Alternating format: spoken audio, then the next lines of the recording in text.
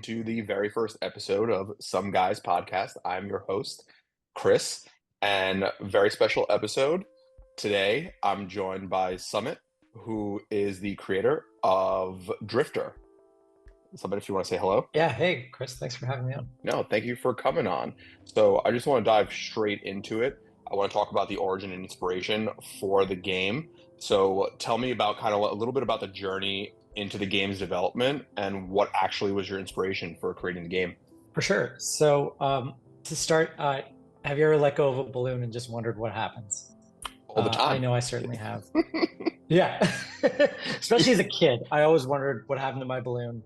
And I'll never forget my 4-year-old, 3-year-old actually at the time.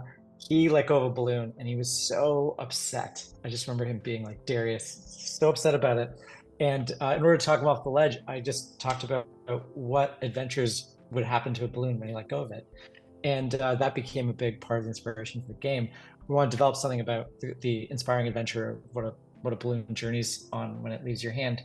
And I think we've done an incredible job of creating something that's visually stunning. And you see this entire world, that the balloon travels over and the characters it meets along the way as well. And the game's absolutely beautiful. I was very surprised. The game is so beautiful. The graphics are amazing. I'm telling you, when I was making my video for TikTok and for YouTube, I think that I was playing the game and I got so lost in actually playing it. I was like, I got to beat this game. I was there for like a half hour, still hadn't beat it in a half hour. I was like, this game is absolutely wonderful. It's so beautiful. And that's actually a really great story behind the creation of the game. Well, yeah, actually, it's funny you say it because it is beautiful. And it took 3 tries developing the game in order to get it to where we wanted it to be. The first time we built the game, phone technology just wasn't there. The hardware wasn't there to run the graphics that we needed. And the graphics were incredibly ambitious. And so we debated, do we sort of dial down the graphics or do we shelve it and come back to it when phones are further ahead? And we decided actually to shelve it because we didn't want to do the graphics a disservice. It was a really important part of building this game. And so on the third try, right combination of incredible developers working together to make it possible to run these graphics on your phone and for phone technology to move far enough ahead to be able to actually display it correctly. Oh, that's awesome. So this game actually was like conceived a long time ago, and you were like, "Oh, we're gonna bring it back, and we're gonna finish this game." That's actually awesome. That's really great. Yeah, I think it's important that people realize that because I think a lot of developers, the initial instinct is to compromise. And if you create something that you really believe in, it's like a great story. A great story is timeless, right? And in this case, a great game is also timeless. I still pick up my Nintendo or Super Nintendo games once in a while and kick it around with my kids, and they're still fun to play, right? So I think we forget as game developers to create great stories or great experiences that people want to play. And we stuck with that and we stuck with our guns from the beginning. You can always create an idea that's right for the times right now if you need to. But sometimes, you get struck with something of beauty that you want to capture, and it's good just to hold on to that vision and get there. That's real. I keep saying that's great, but that's actually like wonderful. It's wonderful because there are a lot of issues in game development where there is a lot of sacrifice that's made, and I think that that's great that you were able to just wait it out and be like, we're gonna do this, we're gonna do it right, and we're not gonna sacrifice. And I commend that. I really do commend that. Thank you. Yeah, I mean, it's a team of 2 developers. It's not like we had some big team and a big budget. This is very much an indie game, and 2 developers. But it doesn't, when you play it, it doesn't feel like an indie game that was made by 2 developers. It doesn't. Lives up to anything else. Yeah. I was sitting there playing this game, and I was like, he has an entire studio behind him of like 20 people just developing this game, and I was like, wow, this is so. A little background to myself. I actually work at a school for children with autism, and one of the extracurricular things I do is I teach game development to some of the children, and it's a really difficult process. So when I was looking at your game, I was like, there's a whole team developing this game. This must have taken a really long time to make. So to hear 2 developers, I'm like, wow, that's crazy.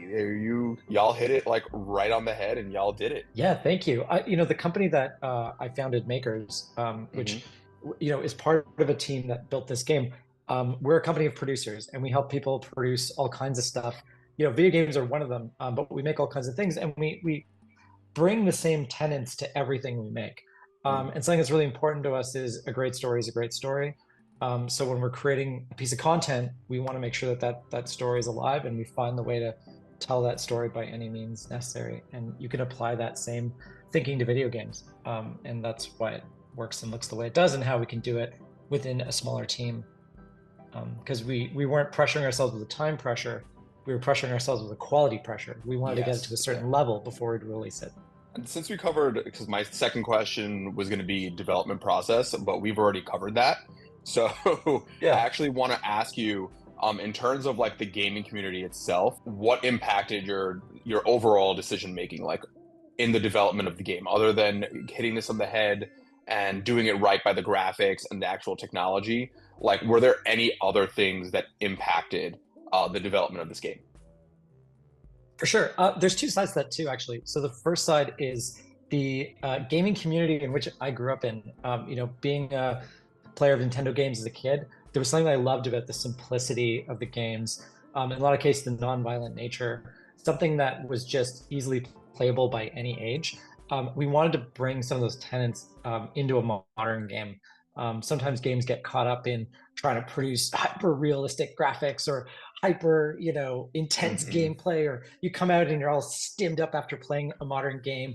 Or in a lot of cases, free games are just meant to serve ads up at you as quickly as possible. They want to kill you quickly and play an ad in front of you to make as much money as possible. And when you play Drifter, it has none of those things.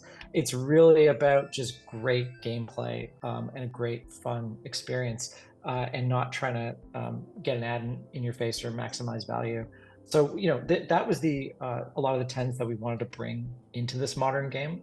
And then the gaming community at large, we would share beta builds with as many people as we could and get feedback and continue to update. And we're even updating now.